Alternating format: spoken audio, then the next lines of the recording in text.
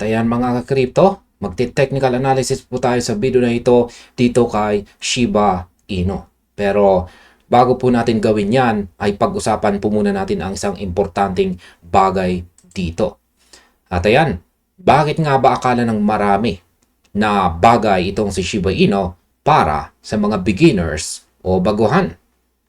Ayan, maraming nagtatanong, lalo na ang mga bago pa lamang pumasok o nagbabalak pumasok sa dito sa mundo ng cryptocurrency, kung saan ay masasabi ba natin na itong si Shiba Inu ang meme coin na nababagay para sa mga baguhan? Kung titignan po natin ang social media, ang mga grupo sa internet, ang mga bali-balita, mukhang ito ang paboritong irekomenda ng marami. Napakamura, sikat, at parang kayang-kaya ng bulsa ng kahit sino. Pero, ang maikling sagot dito ay isa pong malaking hindi.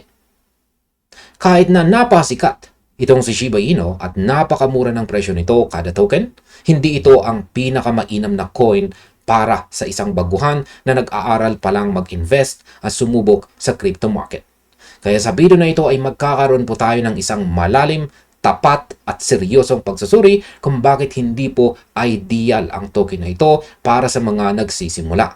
Kung ano ang mga sikretong panganib na nakatago sa likod ng mababang presyo nito at kung ano ang mas magandang estratehiya na dapat po natin gawin para maprotektahan ang ating pinaghirapang pera habang tayo ay nagtatayo ng matatag na portfolio. Ayan. Bakit nga ba akala ng marami ay bagay ito para sa mga baguhan? Ayan, bago po natin pag-usapan ang mga panganib, ay unawain po muna natin kung bakit napakaraming tao ang nahuhulog sa pag-aakalang ang coin na ito ay para sa kanila. Bakit nga ba mabilis maakit ang mga baguhan dito?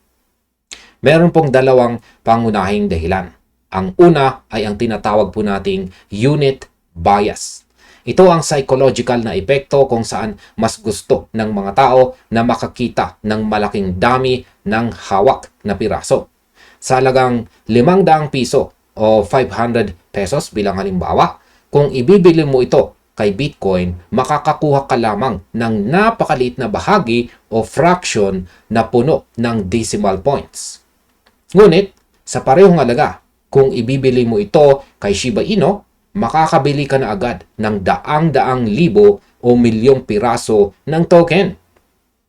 Dahil dito, akala po ng marami ay mas madali itong umabot sa halagang 1 peso o $1. Inisip nila, kung may 1,000,000 akong piraso ngayon at naging piso ito sa inaharap, milyonaryo na ako. Ito ang isang napakalaking akala sa aspeto ng matematika at ekonomiya. Dahil sa sobrang dami ng supply nito sa market. Mayroon po tayong higit 589 trillion tokens sa sirkulasyon. Para umabot po sa $1 ang presyo nito, kailangan ng capitalization na mas malaki pa sa ekonomiya ng buong mundo na imposibleng mangyari sa normal na takbo ng finance. Ang pangalawang dahilan po dito ay ang hype at ang community. Napakalakas at napakaingay ng community nito sa social media na madalas pong tawaging SHIB Army. Araw-araw ay may mga post, memes at mga pahayag na nagbibigay ng impresyon na malapit na itong sumabog pa itaas. Napakadaling makaramdam ng FOMO o fear of missing out kapag nakita mo ang iba na tila nagkakaisa sa pagbili. Akala ng baguhan dahil marami ang nag-uusap tungkol dito, ito na ang pinakaligtas at pinakamadaling paraan para kumita. Ang unit bias ay isa po sa mga pinakadelikadong bitag para sa sinumang nagsisimula sa pag-i-invest. Ang tunay na halaga ng isang investment ay hindi po sinusukat sa kung gaano karaming piraso ang hawak mo, kundi sa porsyento ng paglago ng kabuuang halaga nito at sa market capitalization. Isipin mo na lang ang isang dambuhalang pizza. Kung hahatiin mo ang pizza na iyan sa 1,000,000 maliliit na piraso, ang bawat piraso ay napakamura at napakaliit. Pero hindi nito binabago ang katotohanan na ang kabuuang pizza ay mayroon po itong limitadong sukat pa rin. Ang mga baguhan ay madalas na naaakit po sa ilusyon ng dami. Mas masarap pong tingnan sa digital wallet ang makakita ng 7 digits na isang token kaysa sa 0.00 na Bitcoin. Ngunit sa mundo ng finance, ang ilusyong ito ang nagiging dahilan kung bakit marami ang naglalagay ng pondo sa mga assets na walang sapat na scarcity o kakulangan sa supply. Ang scarcity ang nagbibigay po ng tunay na pangmatagalang halaga, at kapag ang isang asset ay may 589 trillion na piraso, ang bawat galaw pa ay taas ay nangangailangan po ng napakatinding lakas ng kapital na hindi kayang panatilihin ng simpleng hype lamang. Ngayon ay pag-usapan po natin ang unang panganib dito, at yan po ay ang sobrang taas ng volatility. Ayan, ito po ang unang malaking dahilan kung bakit mapanganib ito sa isang nagsisimula pa lamang. Ang sobrang taas ng volatility o ang matinding bilis ng pabago-bago ng presyo. Ang mga meme coins sa pangkalahatan ay hindi po gumagalaw base sa matatag na corporate earnings, financial analysis o malalalim na economic indicators. Sila po ay gumagalaw halos 100% base sa emosyon ng tao, sa kasalukuyang hype at sa mga tweets o pahayag ng mga sikat na personalidad o bilyonaryo dito sa internet. Ibig sabihin ang presyo po nito ay walang solid anchor o permanenteng tuntungan. Pwede itong umakyat ng napakabilis kapag may magandang trend. Ngunit maaari rin itong biglang bumagsak ng 30% hanggang 50% sa loob lamang ng isang araw kapag ang atensyon ng publiko ay lumipat na po sa ibang usapin. Para sa isang baguhan o beginner na hindi pa sanay sa ganitong uri ng babataas ng presyo, ang karanasang ito ay napakatindi sa emosyon. Ang kawalan ng karanasan sa psychology ng market ay madalas na nagtutulak sa kanila na magpanik at magbenta ng padugi sa pinakamababang punto dahil sa takot na tuluyang mawalan ng halaga ang kanilang pera. Ang emosyonal na tibay o psychological tolerance ay isa pong bagay na unti-unting binubuo ng isang investor sa paglipas ng panahon. Hindi mo ito matututunan sa pagbabasa lamang. Kailangan mo itong maranasan. Kung ang unang karanasan ng isang baguhan ay ang sumakay sa isang roller coaster na walang preno gaya ng mga meme coins, ang malamang na mangyari ay matakot sila at tuluyang umalis sa crypto market ng may bitbit na malaking pagkalugi at masamang karanasan. Isipin natin ang isang mag-aaral na nagmamaneho ng sasakyan sa unang pagkakataon. Hindi mo siya agad isasabak sa isang mabilis at mapanganib na karera sa gitna ng bagyo. Sa halip, hahayaan mo muna siyang magsanay sa isang malawak at tahimik na kalsada. Si Bitcoin at ang mga matatag na kripto, ang tahimik na kalsada kung saan kahit may galaw ang presyo, may logic at cycle itong sinusunod. Ang pagsabak agad sa matinding volatility nang walang sapat po na kaalaman ay parang pagsusugal na lang. At ang sugal ay hindi kailanman magiging tamang paraan ng pag-i-invest para sa isang nag-aaral pa lamang. Dito naman po tayo sa pangalawang panganib. At yan naman po ay ang masyado ng komplikado ang ecosystem. Ayan, nagbabago na ang kalikasan o environment ni Shiba Inu. Hindi na lang ito simpleng meme coin ngayon na bibilihin mo lang at itatabi. Upang mabigyang katwiran ang kanilang position sa market, ang kanilang mga developers ay nagtayo at nagdevelop na ng sarili nilang Layer 2 blockchain network na tinatawag pong Shibarium.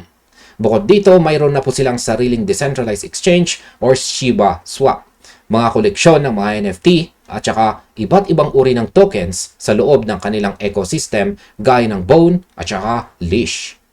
Bagamat maganda ito para sa development ng project, para po sa isang baguhan, ang pag-aaral ng mga konsepto ng Layer 2 networks, ang pag-unawa sa kung paano gumagana ang gas fees, ang pag-navigate sa decentralized finance or DeFi, at ang pamamahala sa iba't ibang tokens sa loob ng iisang ecosystem ay masyadong komplikado at nakakalito. Ang layunin ng isang baguhan ay dapat matutunan muna ang mga pangunahing konsepto. Paano magpadala? Paano tumanggap? Paano gumagana ang isang wallet? At ano ang Block Explorer? Ang pagtalon agad sa isang komplikadong DeFi network ay nagdaragdag ng panganib na magkamali sa mga transaksyon na maaari pong magresulta sa permanenteng pagkawala ng pondo dahil po sa isang maling click lamang. Mayroon po tayong tinatawag na learning curve sa bawat larangan. Kapag pinilit mong laktawan ang mga pangunahing baitang, madalas ay nagiging sanhi ito ng kalituhan. Ang pag-unlad o development ni Shiba Inu patungo sa Shibarium at saka DeFi ay isa pong patunay na sinusubukan nilang magkaroon ng totoong utility. Ngunit nagdala rin ito ng mataas na antas ng technical na komplikasyon. Para sa isang nagsisimula, ang crypto ay sapat ng nakakalito sa simula pa lang dahil sa mga private keys, mga network addresses at ang irreversible o hindi na po pwedeng bawiing kalikasan ng mga transaction. Kung dadagdagan mo pa ito ng pag-aaral kung paano mag-stake, mag-provide ng liquidity o mag-bridge ng assets mula sa Ethereum patungong Shibarium, pinatataas mo ang tsansa ng pagkakamali. Kaya ang tamang edukasyon sa pag-i-invest ay nagsisimula sa pinakasimpleng sistema. Kapag master mo na ang basic, doon ka palang dapat pumunta sa mga advanced na teknolohiya. Yan, dito po tayo sa pangatlong panganib. Wala pong matatag na store of value. Yan. Yan po ang konsepto ng store of value. Si Bitcoin ay malawakang itinuturing ngayon bilang digital gold. At ang tanong ay bakit? Dahil ito po ay may limitadong 21 million na piraso lamang na nakasulat po sa code nito at hindi kailanman pwedeng dagdagan ng kahit sino. Dahil po sa katangiang ito, sa katagalan ng panahon, itong si Bitcoin ay may natural at matatag na panlaban sa inflation. Ito ang pinagkakatiwalaan na. Ito po ay pinagkakatiwalaan na ng mga malalaking institution at kumpiyansa sa buong mundo bilang isang asset na pwedeng pagtabihan ng yaman para sa hinaharap. Itong si Shiba Inu naman, sa kabila ng kanilang mga mekanismo ng pagsunog o burning ng tokens para mabawasan ang supply, ay nananatili pa rin isang speculative asset. Ang halaga nito sa kasalukuyan ay hindi po nakatali sa isang universal na pangangailangan o scarcity, kundi nakadepende pa rin ng malaki sa kung may susunod pang tao na masigit na excited na handang bumili nito sa iyo sa mas mataas na presyo sa hinaharap. Kung mawala ang interes ng publiko, walang matatag na floor sa ilalim na hahawak sa halaga nito, hindi tulad ng mga pangunahing cryptocurrencies na may malalim na institutional backing. Ang pag-unawa po sa pagkakaiba ng speculation at saka investment ay naghihiwalay sa isang matagumpay na investor sa isang mabilisang sumusugal. Ang investment ay nakabatay po sa pinagbabatayang halaga o underlying value at scarcity ng isang asset. Ang speculation naman ay nakatutok sa panandaliang paggalaw ng presyo dahil po sa psychology ng market. Si Bitcoin ay nagpakita na ng katatagan sa loob ng mahigit isang dekada sa pamamagitan ng pagdaan sa iba't ibang market cycles, mga krisis sa ekonomiya at mga pagbabago sa regulasyon. Si Shiba Inu, bagamat nakaligtas po sa ilang cycles, ay wala pang gaanong katagal na track record para mapatunayan na maaari itong maging isang ligtas na tagatago ng yaman para sa mahabang panahon. Kaya bilang mga baguhan, ang ating unang layunin ay dapat ang capital preservation o ang pagpapanatili ng halaga ng ating pera habang tayo ay natututo. Ang pagpili sa isang speculative asset bilang ating pangunahing holding ay salungat sa prinsipyong ito. Ngayon ay saan ba dapat tayo magsimula bilang isang baguhan? Kung ikaw ay nagsisimula pa lang sa ngayon, yan, ang pinakamatalinong hakbang na maaari mong gawin ay huwag munang tumingin sa mga nakakaakit ngunit mapanganib na meme coins. Ang pinakamainam na diskarte ay itayo muna ang iyong solid foundation sa pamamagitan ng pagtuon sa mga tinatawag na blue chip cryptocurrencies. Ito ang mga assets na napatunayan na ang tibay. May pinakamalalaking market capitalization at may totoong pakinabang sa totoong buhay. Una po sa lahat ay syempre nandyan si Bitcoin. Ito po ang pinaka-stable, ang pinakamalaking market cap Yan, siya po ang may pinakamalaking market cap at idinuturing na pinakaligtas sa buong crypto space. Sa pamamagitan ng pagsubaybay at pag-invest kay Bitcoin, mas madali mong matututunan kung paano gumalaw ang buong crypto market cycle nang hindi nabibigla sa mga hindi inaasahang pagbagsak. Si Bitcoin ang siyang nagdidikta ng direksyon sa buong market. Kung ano ang galaw nito, madalas ay sumusunod ang iba. Ang pangalawa po ay si Ethereum o Solana. Yan, sama na rin natin sa XRP. Ito ang mga tinatawag na pundasyon ng mga smart contracts at saka decentralized applications or dApps sa buong mundo. Sila ay may totoong utility o pakinabang sa totoong buhay dahil libo-libo ang mga project, kumpanya at teknolohiya ang itinatayo sa ibabaw ng kanilang mga networks. Ang kanilang halaga ay nakatali po sa aktwal na paggamit ng kanilang teknolohiya araw-araw na nagbibigay po sa kanila ng mas matatag na pundasyon kumpara sa mga coins na umaasa lamang sa social media.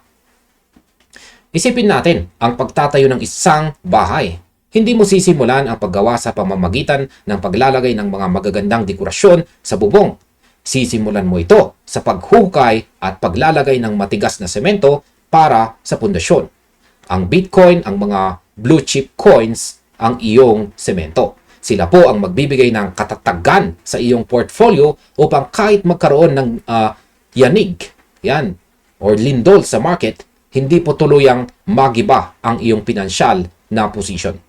Kapag mayroon ka ng matatag na pundasyon at kapag naiintindihan mo na kung paano magbasa ng market trends, kung paano gumagana ang halaga ng supply at demand, doon mo palang pwedeng simulan ang pag-explore sa iba pang mas maliliit na bahagi ng market.